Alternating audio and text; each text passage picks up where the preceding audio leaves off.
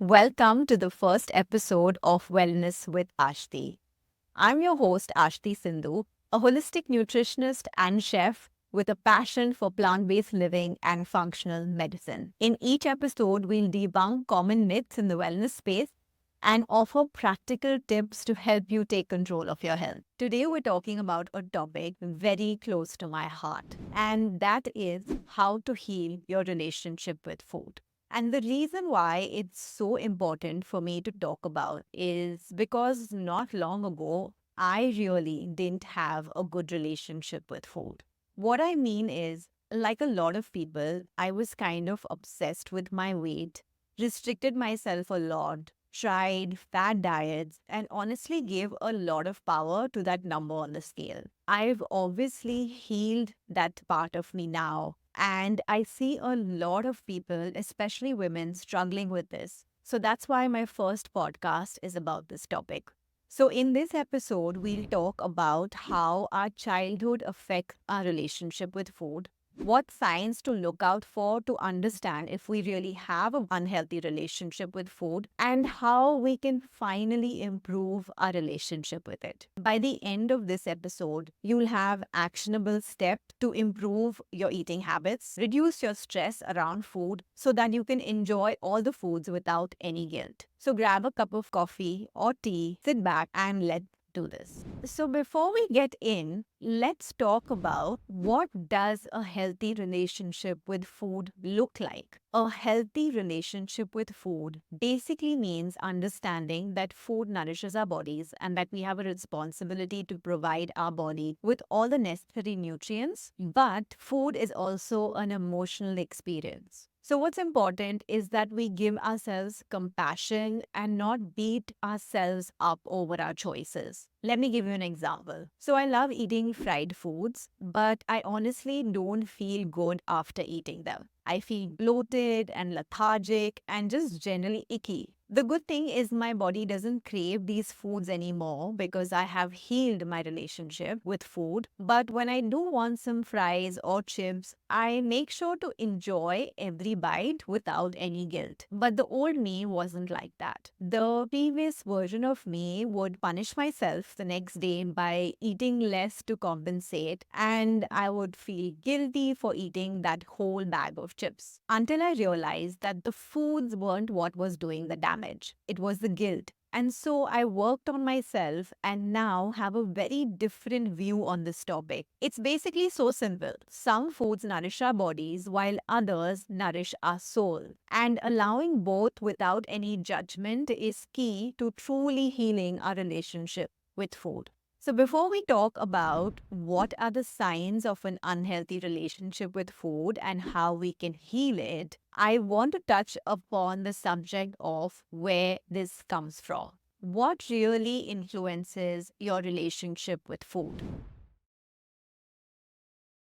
Now, most of the time, it starts when we're very young. An unhealthy relationship with food can develop for many reasons. For example, if you had a mom who was constantly dieting while you were growing up, maybe telling you not to eat certain foods or you will get fat. And so this child makes the association that if I'm fat, my mother won't love me and therefore go on binge diets herself when she's grown up. Or another common scenario is if we were told as children that we have to finish everything on our plate. And it's great not to waste food, but this could also lead to someone always overeating and not being tuned into their hunger cues. Over time, this could have a negative impact when this child who's grown up now but just doesn't know how much food they need. Another example is if you were told that one food is taboo, like sugar.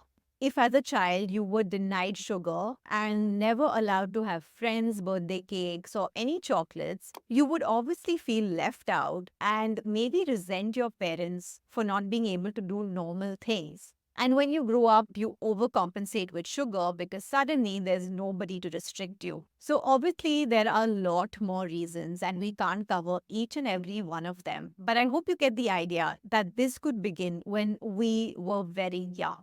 So, now let's talk about the 5 signs of an unhealthy relationship with food. You may have one or more than one, Just remember, this isn't our fault and there is a way out. So, the first one is intense cravings. Obviously, cravings can be super frustrating, especially when you don't know how to control them. They might feel intense and urgent and like you're out of control. Sometimes they come depending on the time of the month, but it's important to understand that no matter how frequent they are, there's usually a reason for them, and they can be a sign of an unhealthy relationship with food. So for me, I used to crave salty, fatty, fried foods like chips. I would give in to my cravings every single month and feel like crap afterwards because I had no control over my cravings.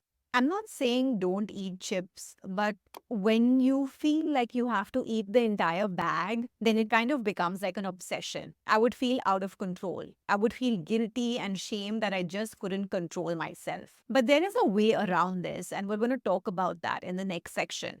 The second sign is if you're restricting yourself too much. So, food restrictions can be harmful if they're done in an unhealthy way. I want to point out that it's totally okay if we have some goals and need to lose weight, which is why we're in a calorie deficit, but this should be done without any negative emotions taking over. For example, if you're cutting out gluten, sugar, carbs, doing intermittent fasting, that's a lot of restrictions that you're putting on yourself and it could lead to anxiety. If you're trying to lose weight and counting calories, but at the end of the day, you're still starving, but not realizing that you need to up your calories because your body is asking for it. Ignoring those signals can be harmful because over time, you're underfeeding your body and that could lead to deficiencies. The third point is always looking for the next diet. I think I was this person who was always looking for a quick fix. I didn't realize that getting healthy needs to be sustainable. So, if you're someone who's always thinking that, oh, the last diet didn't help, but I'm sure this new one will, you're constantly trying new fad supplements, and this will inevitably lead you to being disappointed over and over again. Because the truth is, there is no one diet or supplement that will fix all your problems. Instead, it's best to focus on consistency and long term health. The fourth point is exercising as punishment after eating. This is another one I was guilty of. The first year I went to college in the US, I remember being so excited with the crazy amount of food choices I had. I'm a big foodie, and having access to food 24/7 wasn't the best thing for me. So I would eat all the pizzas and burgers and then do like 1 hour on the treadmill at 10 p.m. at night in an effort to burn it off. And that was the problem. I didn't use exercise for its benefits. I mean, it's a great way to release endorphins and reduce stress, and it helps with weight loss, but it shouldn't be viewed as a punishment. Instead, now I look forward to going to the gym or a walk. Honestly, it's one of the highlights of my day, and this has happened just by changing the way I look at it. The fifth and last sign is emotional eating. So, obviously, food is tied to our emotions. All of us have memories of our childhood where food represents community and family and fun. But it can also be triggered by some negative emotions like boredom or not being able to express ourselves. Some of us resort to eating when we're stressed, other people forget to eat if they're upset, and this is an important thing to look into.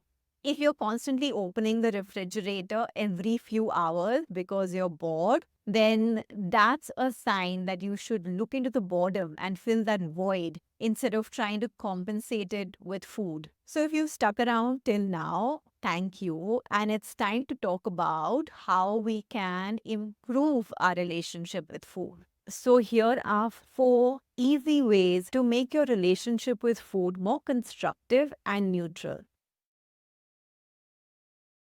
The first step is look at who fuels your feed. And by this, I mean your social media feed. You might not understand how social media can affect this part of your life, but trust me, it does. If you look at the stats, an average adult spends 2.5 hours on social media every single day. So obviously, the content is going to have an impact on our lives. So think about who you follow for a second. What kind of content do they post? Do they inspire you to eat nutritious foods that make you feel good and fuel your body?